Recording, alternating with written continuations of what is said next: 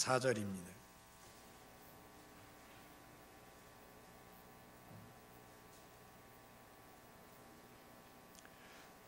우리 같이 한 목소리로 읽어보겠습니다. 시작.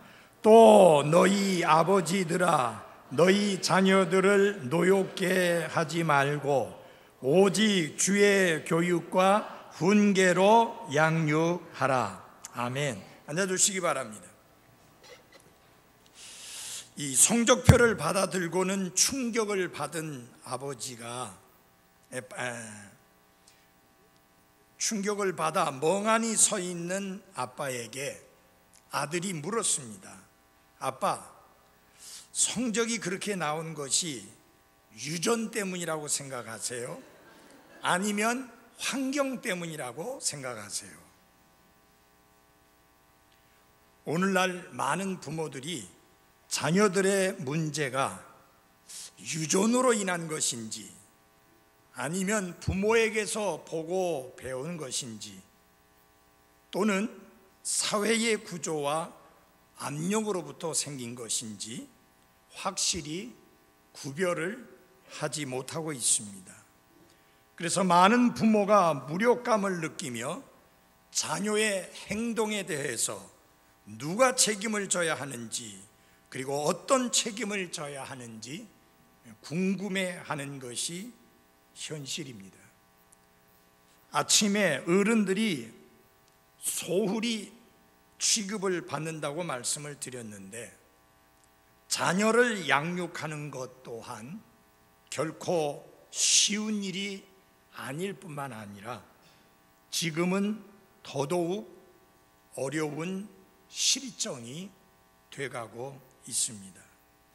오늘날 자녀 양육의 문제는 사회의 급속한 변화로 인해서 그 어느 때보다 큰 몸살을 앓고 있습니다.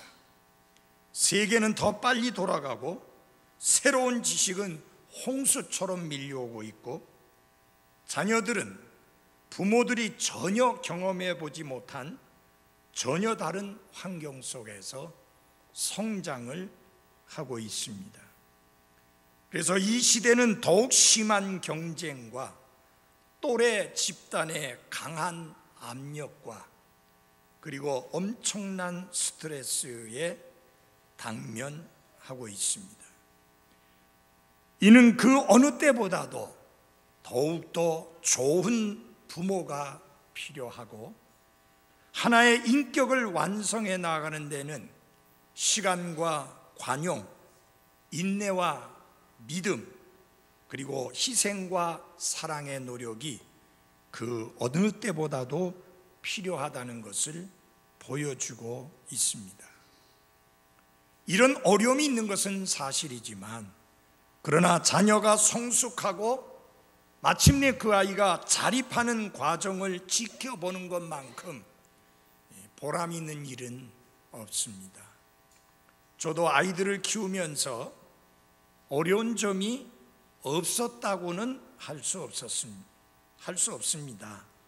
어려운 점도 있었지만 지금 돌아보면 아이를 한 2명은 더 낳을 걸 하는 생각이 듭니다. 자녀가 자라서 자신의 의무를 잘 감당하고 바르게 생활하도록 도와주는 것만큼 보람 있고 또 좋은 기회도 없을 것입니다. 지금은 자녀 양육을 앞에 두고 부모님들이 많은 고민을 하고 있는 그런 상황입니다.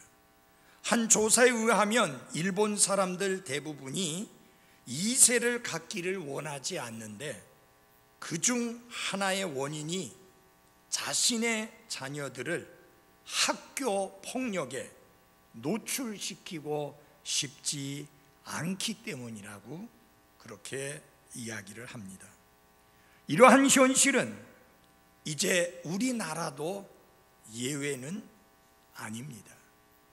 여러분들이 신문이나 라디오 그리고 TV를 통해서 보시고 접하시는 것처럼 학교 폭력으로 인해서 아이들이 희생당하는 것을 우리는 쉽게 접할 수가 있는 것입니다. 그로 인해서 부모들은 자녀를 기르는 데 있어서 더욱 자신감을 잃고 있고 도대체 자녀를 어떻게 양육해야 할지 고민에 빠지게 되는 것입니다. 비단 이것은 그리스도인 가정에서도 마찬가지라고 하는 것을 말씀드립니다. 심지어 매일 가정 예배를 드리는 독실한 그리스도인 가정에서도 자녀들의 문제로 인하여서 고충을 겪고 있는 경우들을 쉽게 볼 수 있습니다. 자, 어떻게 하는 것이 하나님이 원하시는 바른 자녀 양육인가? 성경은 부모에 대해서 자녀들을 양육하기 위해서 하나님께로부터 권위를 부여받은 하나님의 대리자라고 말씀을 하고 있습니다. 그래서 자녀를 양육하는 부모는 자기 자녀이긴 하지만 내 소유로 생각해서는 안 되고 하나님의 소유로 생각해서 자녀를 향한 하나님의 계획이 이루어지도록 힘써야 하는 것이 바로 부모의 역할인 것입니다. 그래서 이와 같은 의미에서 올바른 자녀 양육을 위해서 하나님이 우리를 믿으시는 것처럼 우리 부모들 또한 자녀들을 믿어주는 그런 믿음이 필요하다는 것입니다. 특별히 무엇보다도 부모들은 하나님이 우리 자녀들을 독특하고 특별한 존재로 지으셨다는 사실을 믿고 자녀들이 그들의 삶에서 하나님의 뜻을 이룰 수 있도록 인내하며 도와주어야만 합니다. 본문의 말씀에 보면은 세 가지 중요한 내용이 나옵니다. 하나는 양육하라 라고 하는 말씀입니다. Bring them up, 양육하라는 말씀이 나옵니다. 이 양육한다고 하는 말은 다음에도 말씀을 드리겠습니다만은 무슨 뜻이냐면은 끌어올린다는 뜻입니다. 어디로 끌어올립니까? 하나님이 기뻐하시고 하나님이 원하시고 하나님이 바라시는 자녀의 수준으로 끌어올리는, 들어올리는 그런 역할을 감당하는 게 부모의 역할이다. 그래서 부모는 마음속에 자녀에 대하여 가지고 있어야 될 생각이 뭐냐? 내 자녀들을 들어올려서, 내 자녀들을 끌어올려서 하나님이 기뻐 받으실 만한 그 수준으로 끌어올리고 들어올리는 게 내가 해야 할 책임이다. 그것을 생각하셔야 됩니다. 우리 한번 다 같이 해봅시다. 양육하라. 이 양육한다는 단어가 어디서부터 나온 단어이냐면요, 꽃을 기르는 사람이 꽃을 기를 때, 그리고 애완용 동물을 기르는 사람들이 정성스레 그 애완용 동물을 기를 때, 그리고 내 건강을 돌보기 위해서 힘써 노력하고 정성과 지속적으로 힘을 쓸 때, 이때를 다 아우러서 하는 말이 양육한다라는 말의 뜻입니다. 이 꽃을 키우는 사람들 보니까요, 꽃하고 대화도 합니다. 잘 자니? 아, 오늘은 방긋방긋 웃어주네. 아무리 쳐다봐도 그런 모습이 아닌데. 또 개에 대해서는 어떻습니까? 애완용 동물에 대해서는 아무개야, 엄마 갔다 올게. 나는 사람이 개를 낳았다는 소리는 들어본 적이 없습니다. 근데 왜 개에게 자기가 엄마라고 이야기합니까? 그만큼 애완동물에 쏟는 정성이 보통이 아닙니다.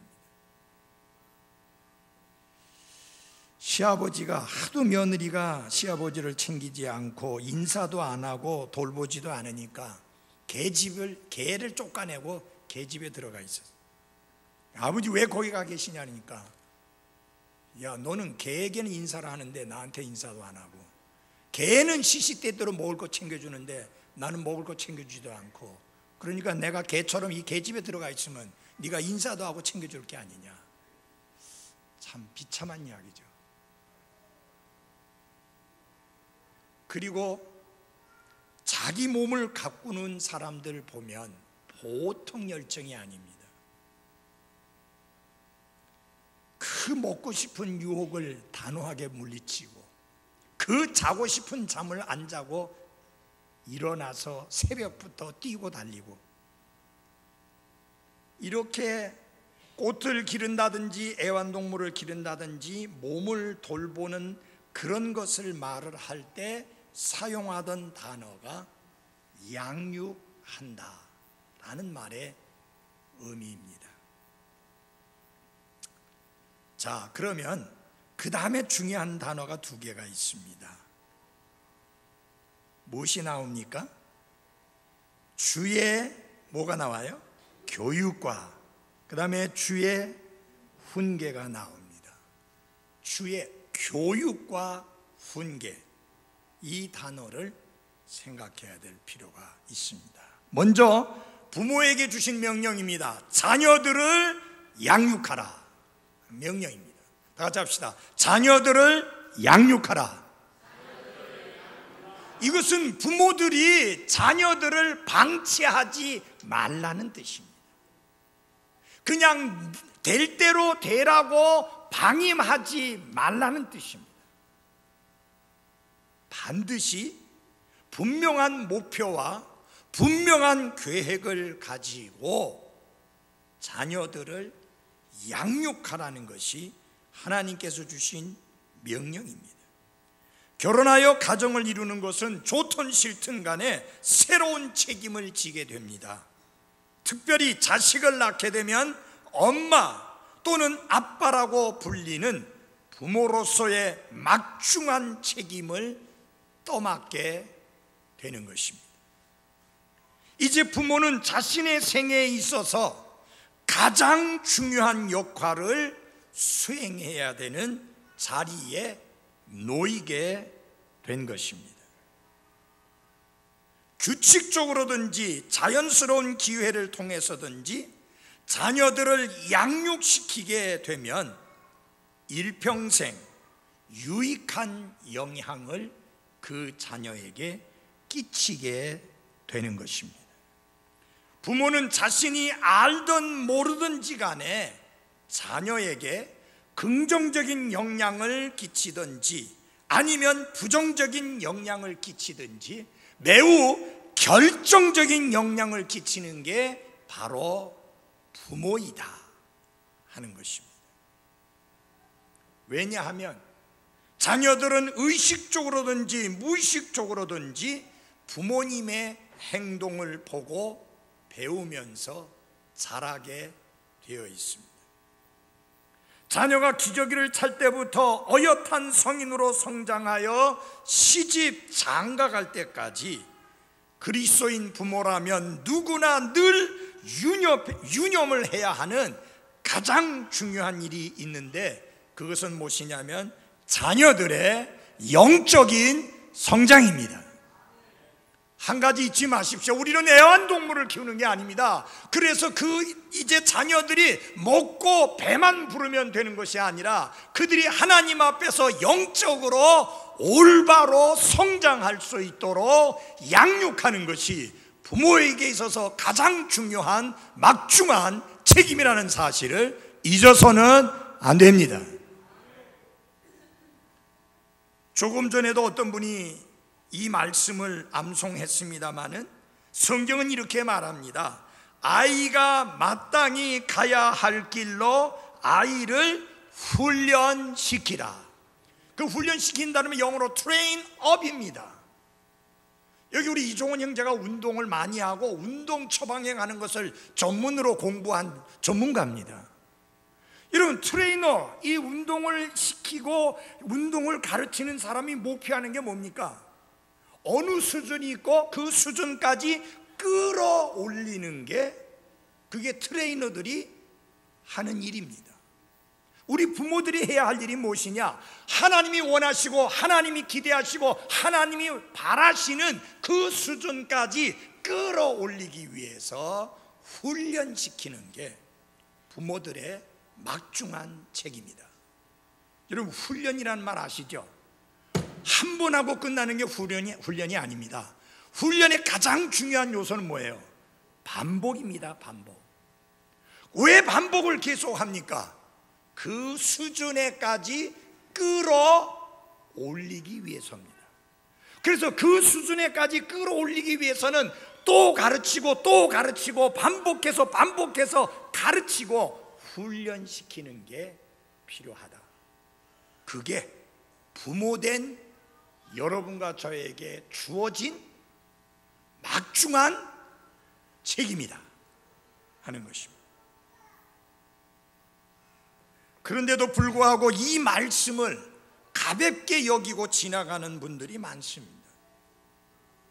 그저 이 사회에서 성공하고 이 사회 생활에서 뛰어나고 이 사회에서 부자가 되도록 하는 거기에만 초점을 맞추고 거기에다가 올인해가지고 모든 것을 쏟으면서 그 아이의 영적인 상태에 대해서는 전혀 관심이 없는 그리스도인 부모가 있다고 하는 게 이 시대의 가장 큰 비극 중에 하나입니다.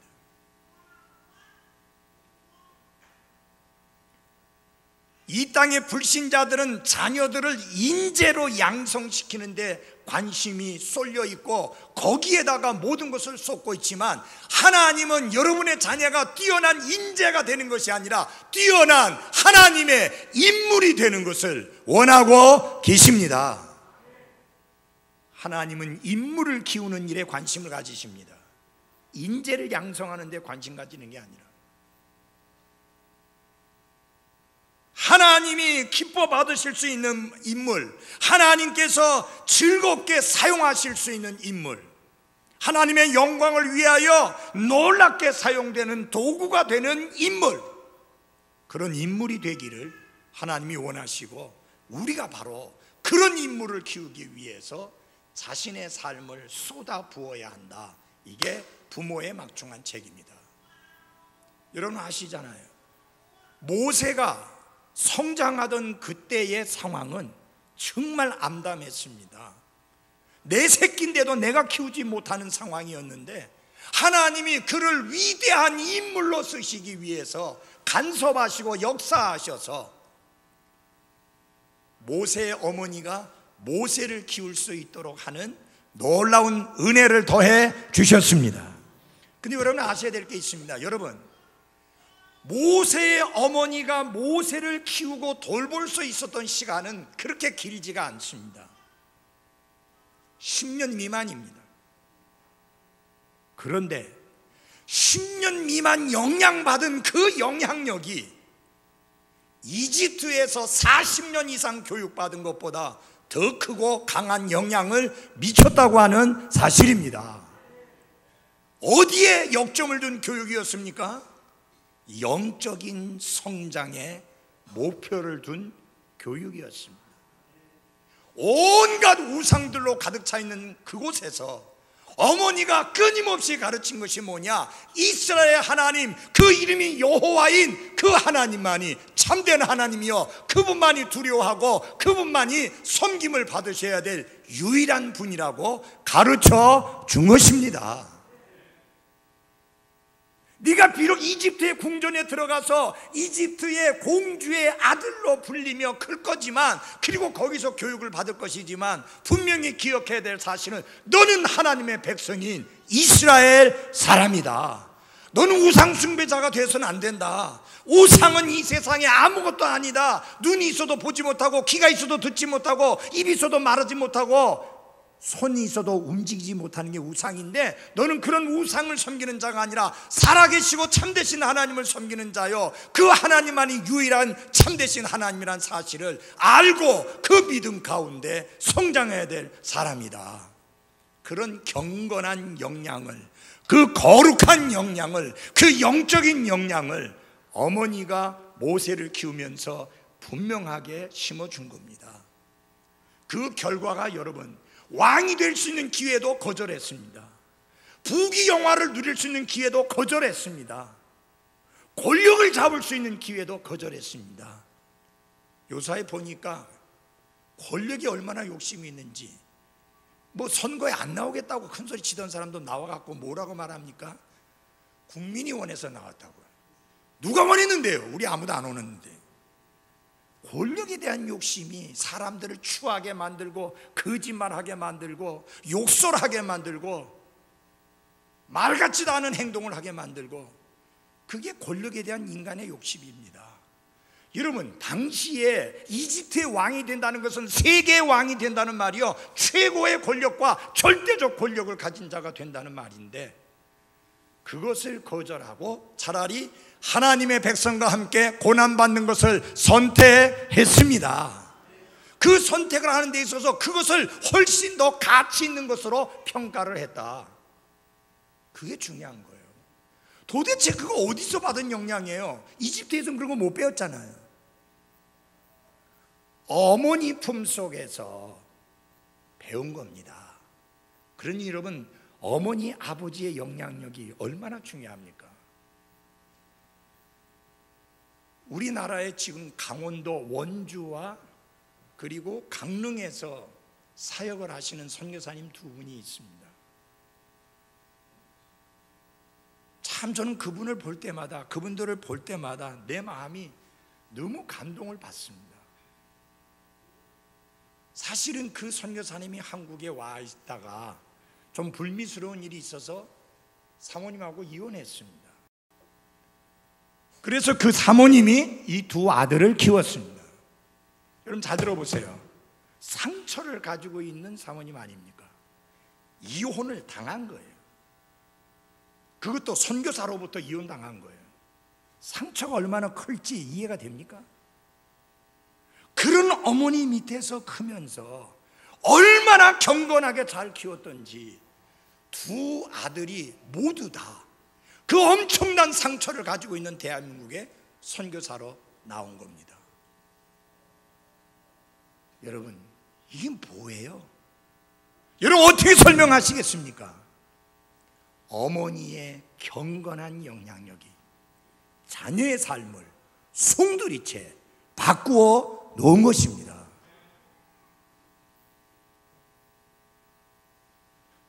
그분 둘 다 통역 없이 사역해요. 이제 온 지 얼마 안 돼요. 그렇게 다 10년 미만이야. 근데 그렇게 사역해요. 여러분, 자기 아버지가 선교사로 왔던 나라입니다.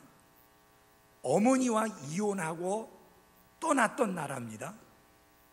그 나라 쳐다보고 싶지도 않을 텐데, 생각하고 싶지도 않을 텐데, 그런데 그 어머니의 경건한 영향력을 통해서 아마 계속해서 한국에 대한 선교를 계속, 너희 아버지는 그렇게 하고 떠났지만 너희들은 그렇게 해서는 안 된다.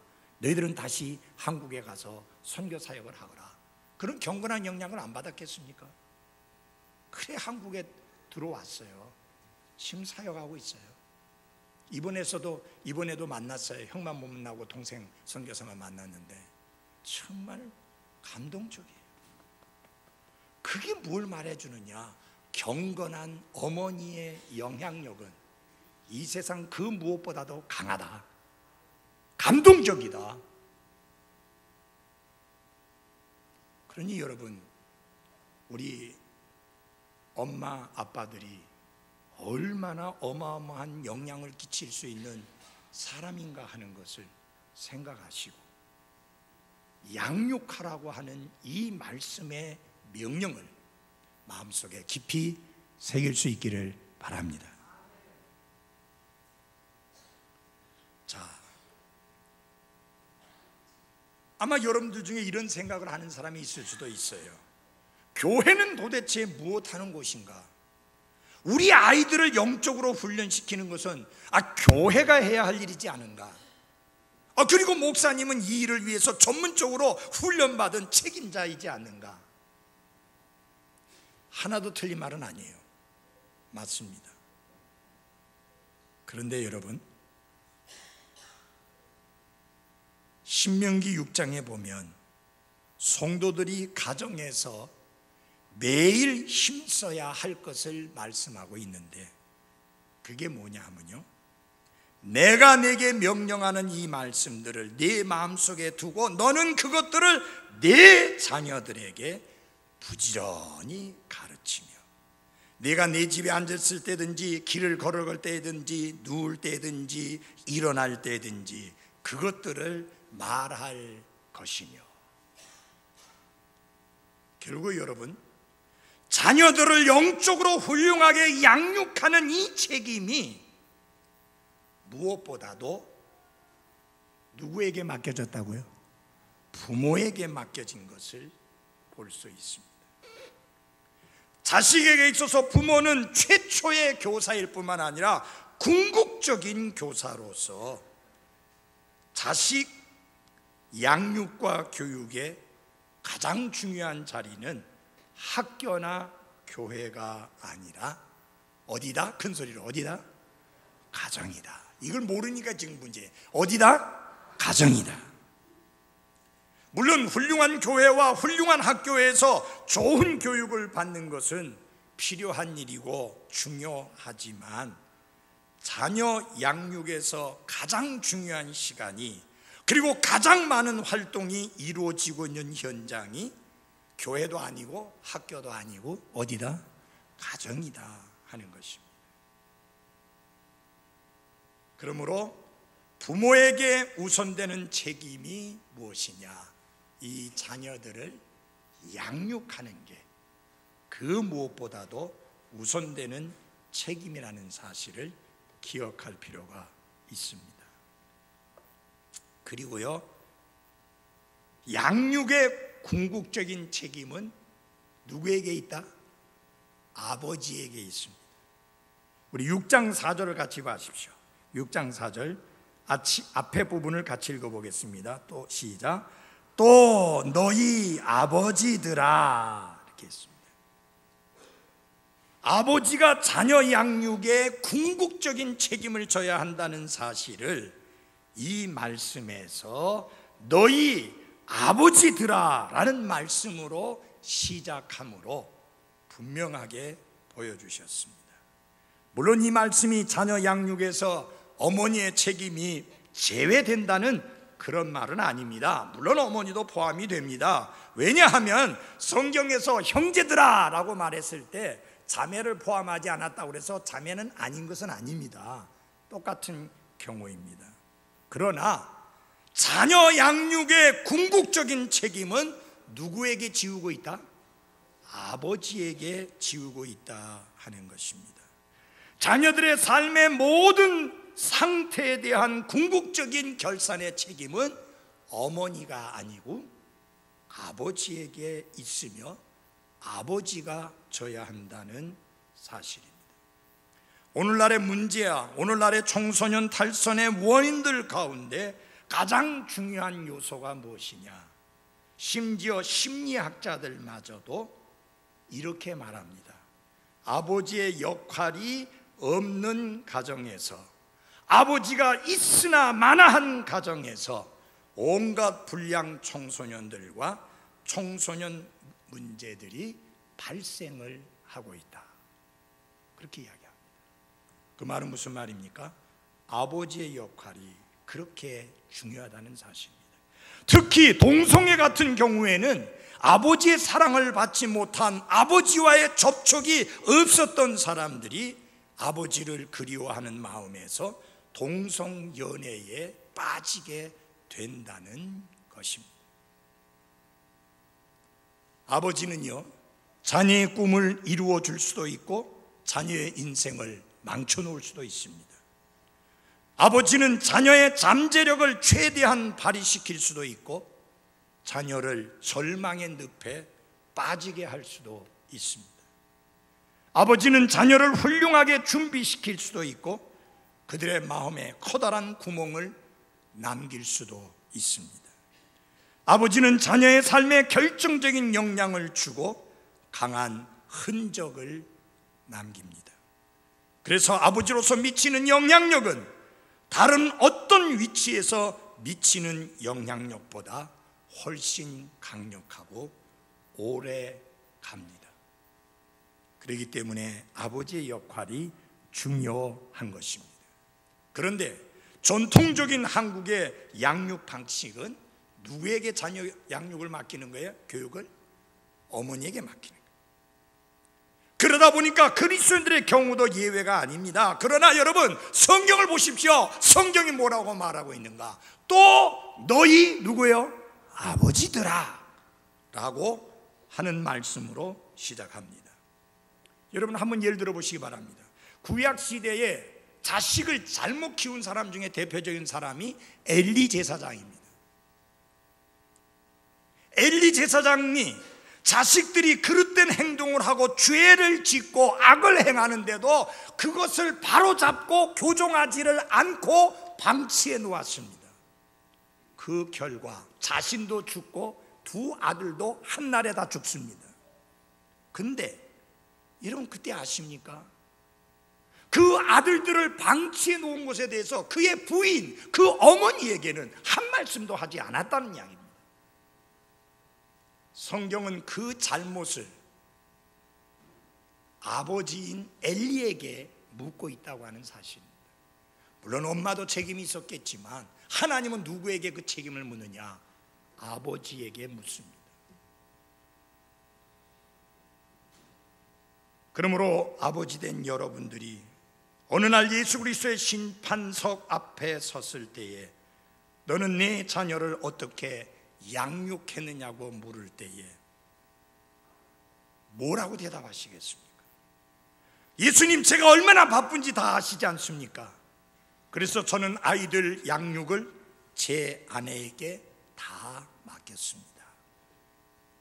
그 대답은 예수님께 통하지 않습니다.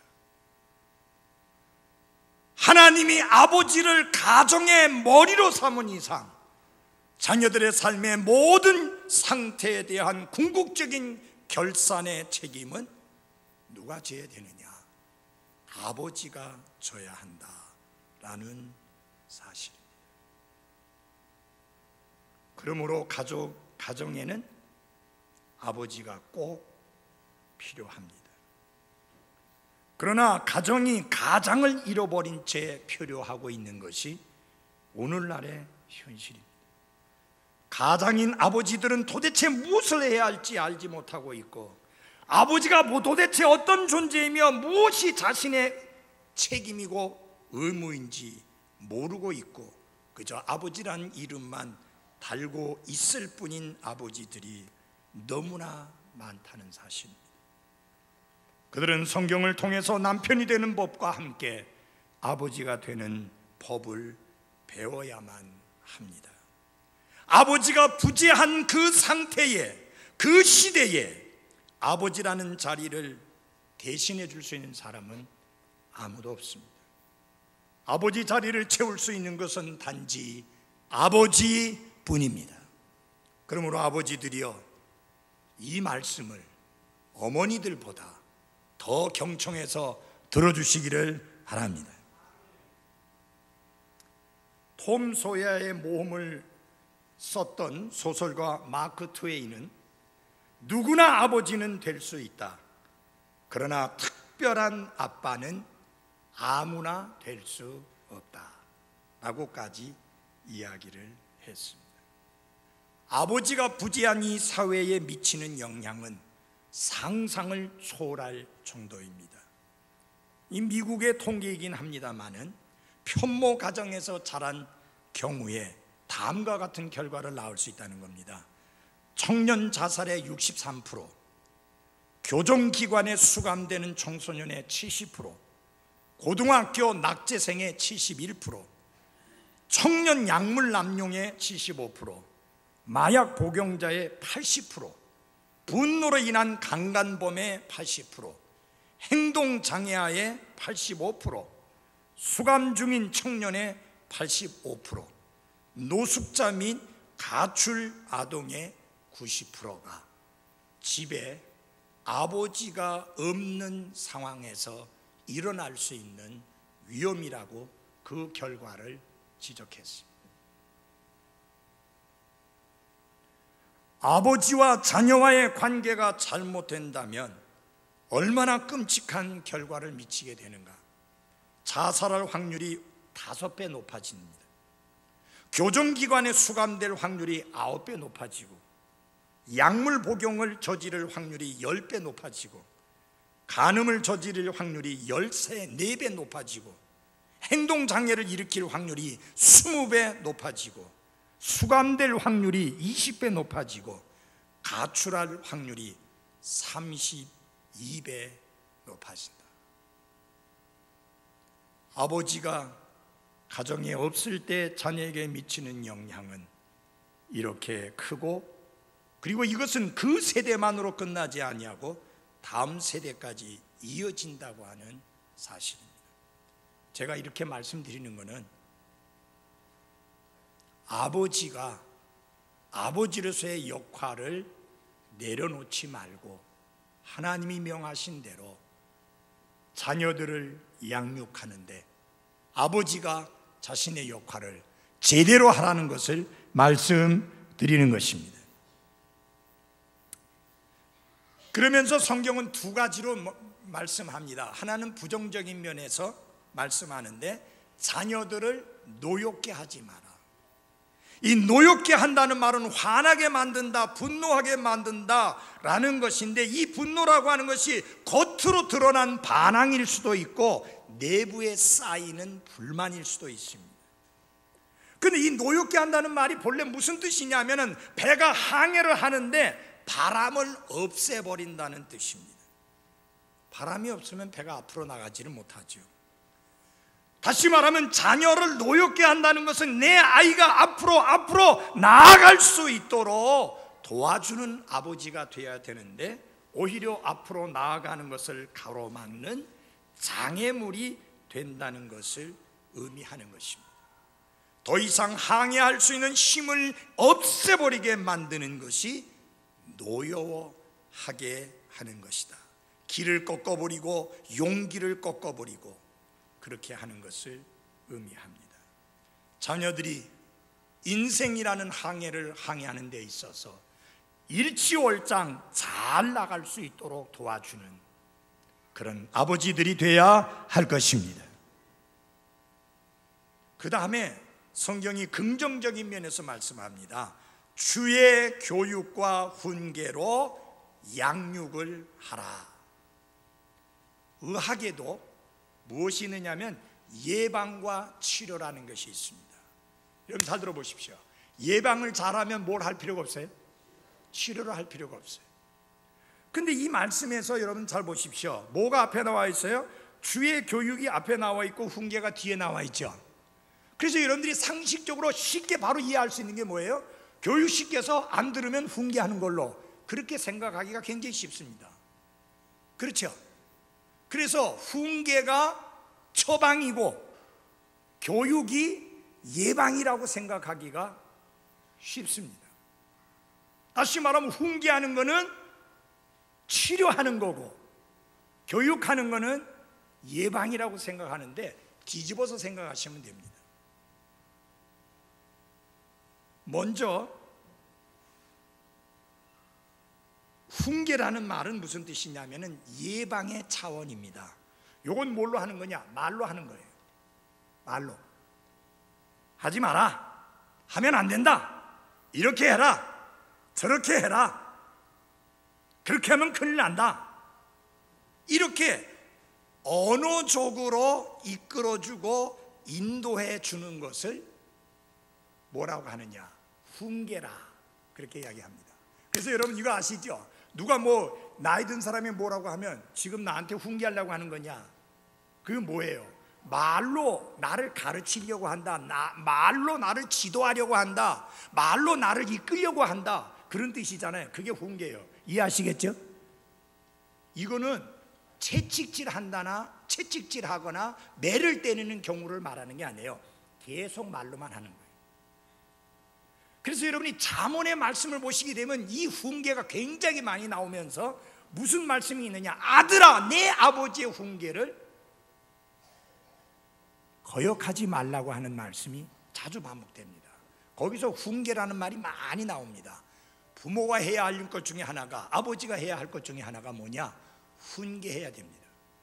잘못된 것은 잘못되었다고 말해줘야 됩니다. 바른 것은 바르다고 말해줘야 됩니다. 악한 것을 선하다고 말하면 안 되고, 잘못된 것을 괜찮다고 말하면 안 되고, 확실하게 옳고 그른 것을 말해주고, 옳은 것은 따르고 잘못된 것은 버리고 멀리할 수 있도록 계속해서 아버지가 해야 할 일 중에 하나가 뭐냐? 훈계입니다. 물론 애들은 훈계를 듣는 걸 별로 좋아하진 않습니다. 뭐 훈계 좋아할 만한 애들 별로 없어요. 그래도 해야 합니다. 왜? 그게 아버지의 책임이기 때문에, 그게 부모의 책임이기 때문에 부모는 반드시 훈계를 해서 잘못된 길에 빠지는 것을 막을 수 있도록 끊임없이 가르치고 또 가르치고 말하고 또 말하고 계속 훈계를 해야 합니다. 여기는 아직 채찍을 안 대는 겁니다. 그게 훈계입니다. 바라건대 예방만으로 모든 문제가 해결될 수 있기를 바랍니다. 채찍이 안 들어가도 문제가 해결될 수 있도록. 하나님도 우리에게 많은 훈계를 하십니다. 그 훈계 속에는 경고도 들어 있습니다. 너 그러다가는 매 맞아, 내가 너 징계할 거야, 그런 내용 들어 있습니다. 우리는 매 맞기 전에 들어야 되는 거 맞죠?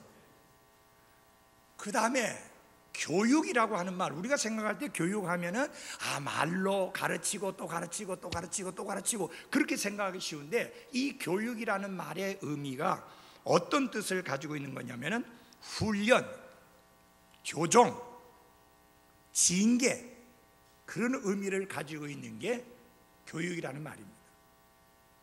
자, 이건 무슨 말이냐? 규범을 가지고 훈련을 시키는 겁니다. 규범을 어기면 혼쭐 내는 거죠.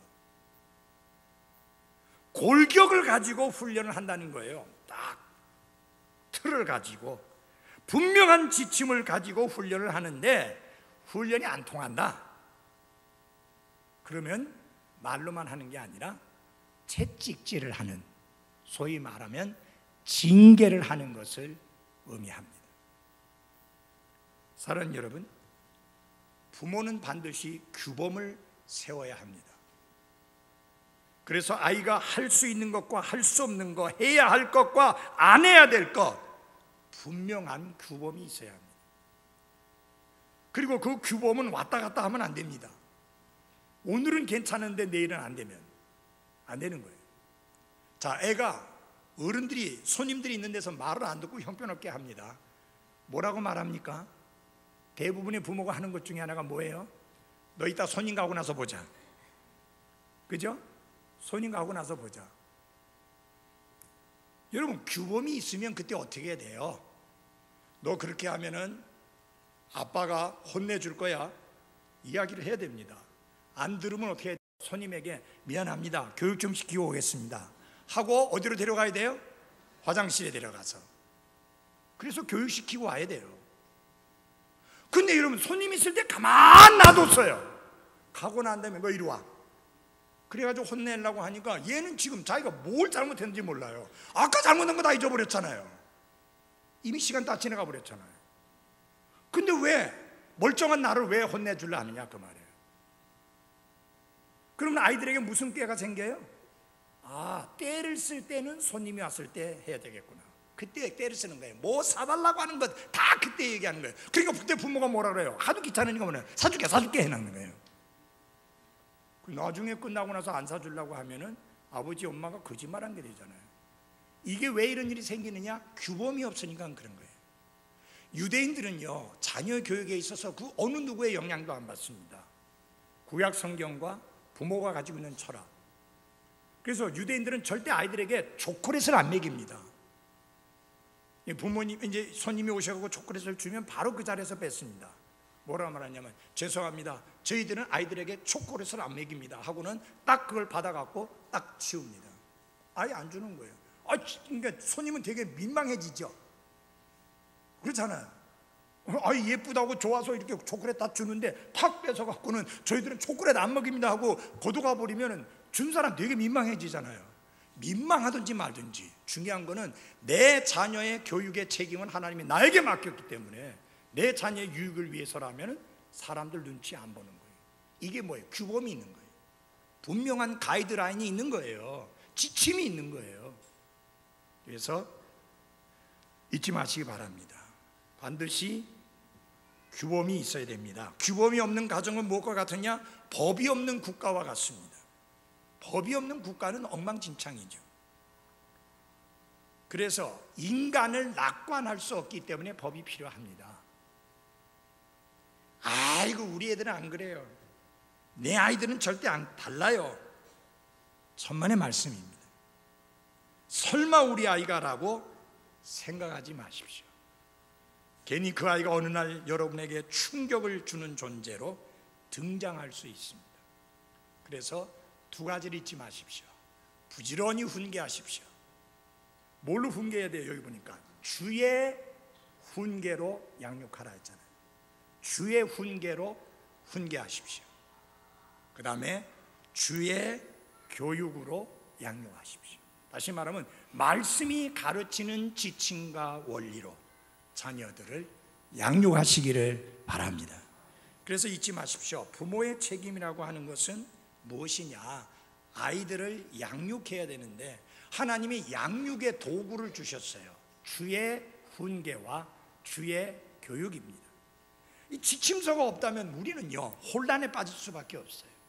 근데 너무 감사한 것은 이 땅의 교육학자들이 내놓은 교과서, 책, 심리학자들이 내놓은 교과서, 책, 그런 것들하고는 게임도 안 되고 비교도 안 되는 그분의 말씀을 우리에게 주신 것을 감사합시다. 교육 철학이 계속 바뀌고 있습니다. 하나님의 말씀은 수천 년이 지났지만 바뀌지 않습니다. 이 말씀대로 교육하고 이 말씀대로 훈계하면 여러분들이 후회할 것이 없는 삶으로 하나님께 영광 돌리게 될 것입니다. 자녀들로 인하여 울지 않아도 될 것입니다. 다 같이 합시다. 양육하라. 부모 책임이에요. 교회 아니에요. 학교 아니에요. 학교 욕하지 말고 교회 욕하지 말고 이것은 부모에게 주신 책임입니다. 어떻게 양육해야 되느냐? 피해야 될 것은 애들을 열받게 하지 말고 용기 잃게 하지 말고 좌절시키지 말고 삶에 긴 빼지 말고 아이가 인생 항해를 잘 할 수 있도록 북돋아 주고 그 다음에 주의 훈계와 주의 교육으로 양육하시기를 바랍니다. 나는 애들 이제 없는데요. 손주도 있잖아요. 손주도 있잖아요.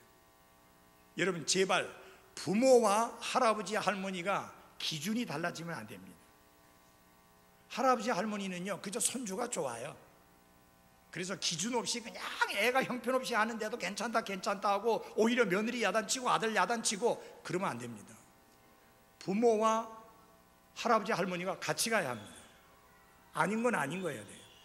아시겠어요? 분명해야 됩니다. 예. 그래서 애기 봐주기 싫다고 걸레로 입 쑥쑥 닦아주고 입에서 씹어가지고 입에 여주고 며느리 앞에서 그렇게 해가지고 생전 애 안 맡기게 하려고 그래 하지 말고 정말 너무 귀한 아이잖아요. 근데 이것이 부모와 할아버지 할머니와의 교육 철학이 똑같아야 돼요. 근데 이게 교육 철학이 똑같을 수 있는 방법은 하나밖에 없어요. 주의 훈계와 주의 교육이어야지 똑같습니다. 아시겠어요? 예, 그래서 할아버지 할머니들도 마찬가지로 애들만 좋아만 하지 말고 주의 훈계와 주의 교육으로 양육하는 일에 함께 하시는 할아버지 할머니들이 되시기를 바랍니다. 기도하겠습니다.